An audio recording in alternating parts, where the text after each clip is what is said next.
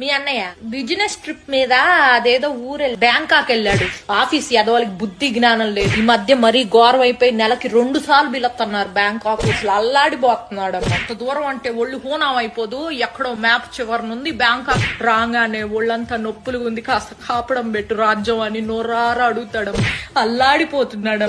పోనీ నేను కూడా వస్తానయ్యా నీతో పాటు, నువ్వు ఆఫీస్ పని చూసుకో అంటే, వద్దో రాజ్యం నువ్వు రామా, కడుపులో నీళ్లు కదలకుండా ఉండు, వేళకి తిని పడుకో, నీ ఆరోగ్యం నాకు చాలా ముఖ్యం అంటాడమ్మా మహానుభావుడు. అల్లాడిపోతున్నాడు.